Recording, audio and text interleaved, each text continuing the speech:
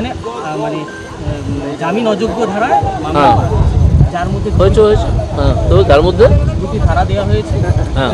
খুন করার চেষ্টা এবং মহিলাদের সম্মানহানির চেষ্টা। আচ্ছা আচ্ছা আচ্ছা, হ্যাঁ ঠিক আছে, হোক। এরকম মিথ্যে মামলা তো কতই হয়, হোক না, দেখা যাবে। যারা এটা করছে তারা কতদিন বাঁচে সেটা দেখব। এইসব মামলা মোকদ্দমার হাত থেকে কতদিন মামলা মোকদ্দমা থেকে বেঁচে থাকে আমি দেখতে যাব, দেখব। এটা কিছু মনে করছি না। পাশাপাশি ময়নায় বাগদাতে আবারও উত্তেজনা, যেখানে তৃণমূলের লোকজন বাগদায় গিয়ে যখন ফটোগ্রাফি লাগাচ্ছিল এবং বিজেপি কর্মীদের ভয় দেখাচ্ছিল এবং সন্ত্রাস চালাতে পারে এমনটা অভিযোগ করছে বিজেপি, কী বলবেন? হ্যাঁ, তৃণমূল তারা সন্ত্রাসের চেষ্টা করছে কিন্তু পারছে না। মানুষ ওদের বিরুদ্ধে চলে গেছে সম্পূর্ণভাবে, তাই তারা সন্ত্রাসের একটা আবহাওয়া তৈরি করার চেষ্টা করছে, কিন্তু পারবে না। মানুষের প্রতিরোধের সামনে ওরা ধূলিসাৎ হয়ে যাবে।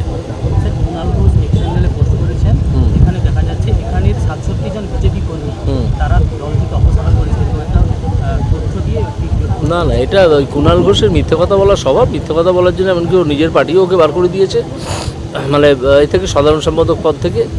আর এটা বিজেপির ব্যাপারই না, এখানে বিজেপির কোনো কর্মী বেরিয়ে যাননি, এটা সম্পূর্ণ মিথ্যে কথা। এই নিয়ে আমাদের নেতা এই শুভেন্দু অধিকারী এর মধ্যেই একটা সাংবাদিক সম্মেলন করে বলেছেন তৃণমূল আসলে নাজেহাল হয়ে গেছে। এই যে ঝড় উঠেছে বিজেপির ঝড়, সেই ঝড়ে সেই জন্য এরা নানা রকম পদ্ধতিতে মিথ্যে প্রচার চালাচ্ছে।